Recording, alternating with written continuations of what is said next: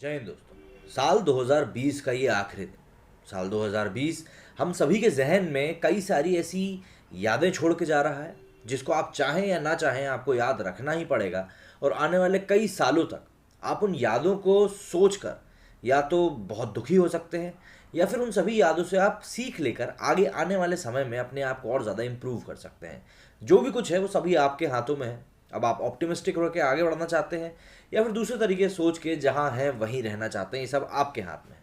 लेकिन हाँ, ये बात उतनी ही सच है कि भाई ये साल का आखिरी दिन है और इस आखिरी दिन में आप अपने आप के अंदर कुछ बदलाव तो कर ही सकते हैं।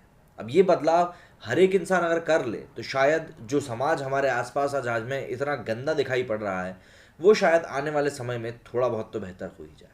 बहरहाल, इस वीडियो में हम बात करेंगे बॉलीवुड के बारे में। बॉलीवुड बॉलीवुड एक ऐसा टॉपिक निकल के सामने आया था पेंडेमिक के बाद में, कई सारी और बुरी घटनाओं के बाद में, जिसने लोगों को दिखाया था कि कितने ज़्यादा पुराने समय से लोग जिन चीज़ों के लिए अपनी मतलब मैं कहूँगा पैसे लुटा दिया करते थे टिकट्स के ऊपर, फैंस बन के मतलब सुपरस्टार बना दिया करते थे कुछ लोगों को जो कि शायद उस काबिल भी नहीं थे।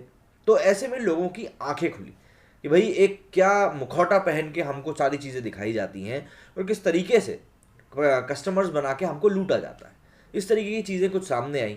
और भी कई चीज़ें थी, किस तरीके से कंस्पायर किया जाता है चीज़ों को, किस तरीके से डिज़ाइन किया जाता है कि लोगों का ब्रेन वॉश किया जा सके, किस तरीके से किसी एक रिलीजन को लगातार टारगेट किया जाता है। कई सारी चीज़ें थी, कोई एक दो चीज़ें नहीं थी, बहुत सारी चीज़ें थी जो निकल के सामने आई। और इन सभी चीज़ों ने लोगों को सोचने में मजबूर कर दिया कि क्या हम लोग इनकी मूवीज़ देखकर सही कर रहे हैं, क्योंकि हम अगर मूवीज़ नहीं देख रहे हैं इनकी तो इनकी फंडिंग रुक जाएगी। सीधी सी बात ये है। तो इस तरीके से कई लोगों को कई तरह की चीज़ें, कई और बड़ी बड़ी बातें समझ में आई। लेकिन हाँ, एक चीज़ जो सबको बॉलीवुड में दिख गई कि बॉलीवुड ने अब कंटेंट को लेकर सोचना बिल्कुल बंद कर दिया है। कंटेंट, अगर आप थोड़ा बहुत भी वीडियो बनाने से जुड़े हुए हैं या फिर आप थोड़ा बहुत भी आजकल ऑनलाइन चीज़ें देख रहे हैं तो आप समझते होंगे कि कंटेंट क्या होता है। बेसिकली बात यही, कंटेंट जो है वही किंग होता है, उसके अलावा और कुछ चीज़ नहीं होती। लेकिन पिछले कुछ समय में हमने जो देखा है कि बॉलीवुड कंटेंट के मामले में बहुत हद तक पिछड़ता जा रहा है और इस चीज़ का मतलब वो फ़ायदा उठा रहा है या खुद को नुकसान पहुंचा रहा है, ये चीज़ समझ में नहीं आती। और ये बात ऐसी नहीं है कि सिर्फ बॉलीवुड ये काम कर रहा है, बल्कि जो बाहर के फिल्म मेकर्स हैं वो भी यही काम कर रहे हैं।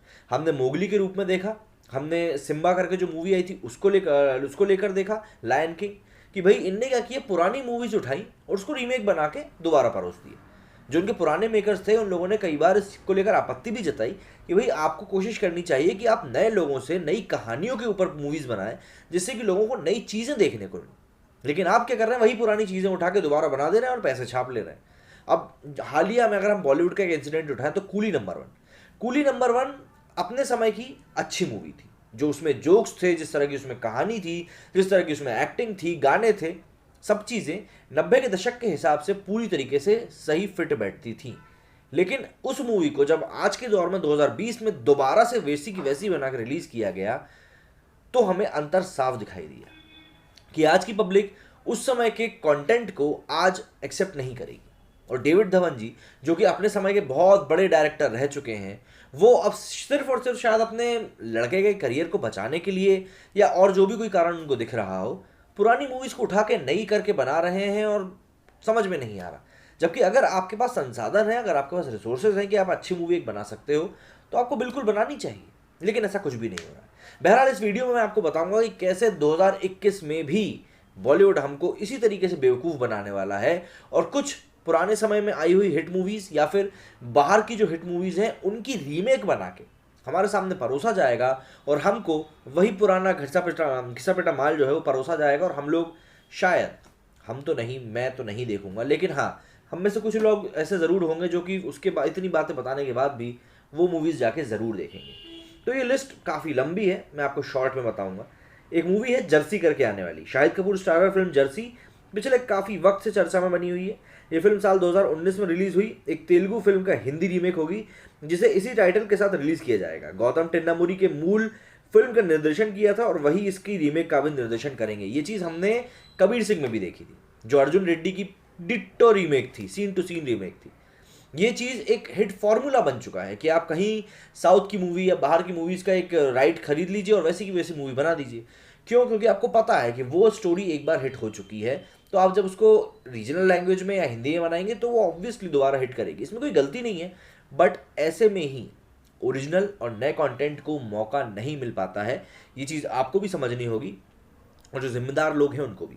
लाल सिंह चड्ढा, ये मूवी का बनना मुझे पर्सनल लेवल पे बहुत बेकार लगा, क्योंकि ये मूवी जिस मूवी का कॉपी बनने वाली फॉरेस्ट गम, उसमें टॉम हैंक्स उसके एक्टर थे, बहुत उम्दा एक्टर हैं, काफ़ी अच्छी मूवीज़ उन्होंने करी हैं, बहुत मतलब संगीन एक्टिंग करते हैं वो, और उस मूवी का ये रीमेक बना रहा है। मैं ये नहीं कह रहा कि आमिर खान किसी से कम है, बट अगर आमिर खान किसी से कम नहीं है तो उनको रीमेक की भी ज़रूरत नहीं है मेरे हिसाब से।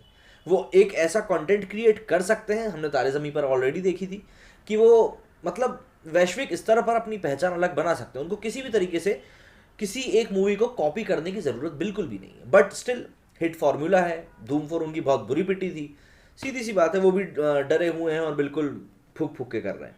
The girl on the train, साल 2015 में रिलीज हुई किताब पॉला हॉकिंस पर आधारित ये फिल्म 2016 में रिलीज हुई थी, जिसका अब बॉलीवुड में हिंदी रीमेक किया जाएगा। मूल फिल्म में एमिली ब्लंट ने एक तलाकशुदा शराबी महिला का किरदार निभाया था, जो कि रीमेक मूवी में परिणीति चोपड़ा निभाती हुई नजर आएंगी। अब आप समझ सकते हैं परिणीति चोपड़ा अगर एक ऐसा कैरेक्टर प्ले करेंगी जो कि शायद काफ़ी ज़्यादा संजीदा है, तो आप समझ सकते हैं आपको क्या देखने के लिए मिलेगा। खैर कुछ नहीं कर सकते। विक्रम वेदा, बहुत अच्छी मूवी है, तमिल भाषा की ये मूवी थी। इसको मैंने जब ये हिंदी में डब होके आई थी मैंने तब देखा था, बहुत अच्छी मूवी थी। इसमें आर माधवन थे, विजय सेतुपति भी थे इसमें, बहुत बहुत बढ़िया मूवी थी।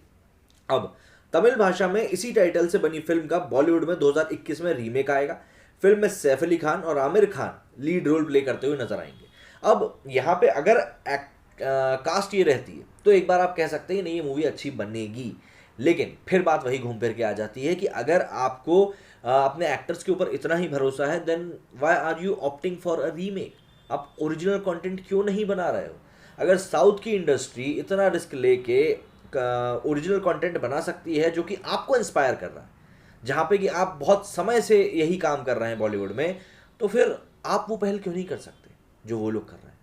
सीधी सी बात है, सवाल बहुत छोटा है लेकिन बहुत चुभने वाला है। इसके आगे रैम्बो अपने समय की एक ब्लॉकबस्टर मूवी थी, सिल्वेस्टर स्टेलोन इस पूरी सीरीज में थे।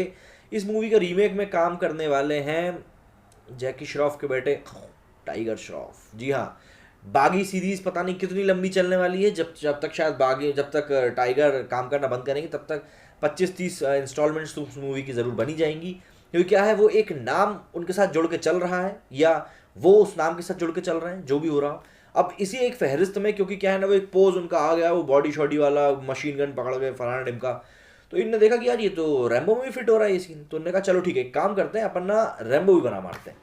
आपको बता दूं सिल्वेस्टर स्टेलोन ने भी इसको लेकर एक बार कहा था कि मैं उम्मीद करता हूं कि बॉलीवुड इस मूवी का रीमेक बना के इस मूवी को कचरा नहीं करेगा। तो आप समझ सकते हैं कि क्या इमेज है बॉलीवुड के फिल्म मेकर्स की बाहर। साउथ की एक और मूवी है तड़प। RX 100 को हिंदी सिनेमा में तड़प के नाम से बनाया जा रहा है, यानी कहानी वही, बस कवर जो रहेगा ऊपर का वो चेंज कर दिया जाएगा। मिलिंद नथुरिया के निर्देशन में बनने जा रही इस कहानी को लिखा है रजत अरोड़ा ने और सुनील शेट्टी के बेटे आहान शेट्टी ने। इनके बच्चे राइटर भी बन जाते, फिर बोलते हैं नेपोटिज्म कहाँ है। अब बाकी मैं क्या कहूँ, अब आप समझ सकते हैं अथिया शेट्टी की एक्टिंग हम सभी ने देखी थी। वो ये ना, आप आ तो सकते हो सोर्स लगा के, पर टिक नहीं सकते अगर आप में टैलेंट नहीं हो तो। इसके बाद द इंटर्न, ये भी एक रीमेक फिल्म होगी जिस पर काम लगातार चल रहा है। मूवी मूल तरह से फिल्म की कहानी एक 70 वर्षीय विधवा महिला के बारे में है जो काम पर वापस लौटना चाहती है और एक इंटर्न के तौर पर काम दोबारा शुरू करती है। इसी दिलचस्प कहानी के लिए दीपिका पादुकोण, ऋषि कपूर को चुना गया था, लेकिन अब देखना होगा कि ऋषि कपूर की जगह किसे फाइनल किया जाता है। अब द इंटर्न जो एक हॉलीवुड की मूवी है, उसमें अगर मैं गलत नहीं हूँ तो क्लूनी उसमें एक्टर थे और वो मूवी बहुत हार्ट टचिंग थी, बहुत लाइट मूवी थी और बहुत अच्छी थी। अब ऐसी मूवीज़ आप ओरिजिनली क्यों नहीं बना सकते, फिर वही सवाल घूम फिर के आ जाता है। तो लिटरली सवाल वही है कि भाई जब आप बाहर की मूवीज़ से इतना इंस्पायर हो रहे हो तो आप ऐसी मूवीज़ क्यों नहीं बना रहे कि बाहर के लोग आपसे इंस्पायर हो। ऐसी एक डियर कॉमरेड करके साल 2019 की धर्मा प्रोडक्शन ने साउथ की फिल्म के राइट्स खरीदे थे, एक वो मूवी आने वाली है। तो इस तरीके से कई सारी मूवीज़ हैं जो कि हमें आने वाले 2021 में देखने को मिलने वाली हैं। तो मेरी आपसे बस एक ही उम्मीद है भाई, जिसको देखना है वो मतलब उसको बोलने की ज़रूरत नहीं है, वो ये मूवी ज़रूर देखेगा। बट अगर आप ओरिजिनल कंटेंट को सपोर्ट करना चाहते हो तो हमारे पास ओटीटी है, और कई सारे ऐसे एक्टर्स हैं जिनकी मूवीज़ भी आ रही हैं जो कि ओरिजिनल कंटेंट बनाने में बिलीव करते हैं। Original content in the sense कि वो ओरिजिनल होता है, किसी का उठाया हुआ नहीं होता, किसी का छापा हुआ नहीं होता। अगर कूली नंबर 1 1990 के दशक में अच्छी बन चुकी है तो आपको उसे छेड़ने की ज़रूरत नहीं है कि आप उसको दोबारा बनाएं। आप कुछ और बना सकते हैं। अगर आपको अपने बेटे की कॉमेडी पे इतना ही भरोसा है तो आप कुछ और बना सकते हैं। वो वहाँ पे गोविंदा बनने की कोशिश कर रहा है जो कि वो नहीं बन पा रहा है, वो सलमान बनने की कोशिश कर रहा है जो कि वो नहीं बन पा रहा है। ऐसे में होता क्या है, इंसान को ये खुद ही समझ में नहीं आ पाता कि भाई मेरी आखिर आइडेंटिटी क्या है। और जब यही कन्फ्यूजन बढ़ जाता है तो वो एक्टर फ्रस्ट्रेट हो जाता है। इससे ज़्यादा मैं कुछ भी नहीं कहना चाहूँगा, क्योंकि आने वाला समय मुझे ऐसा लग रहा है शायद रीमेक का ही है। उम्मीद करता हूँ जो बात मैं आपको समझाना चाहता था आप समझ गए होंगे। मेरे इस वीडियो में फिलहाल इतना ही। जय हिंद, जय भारत।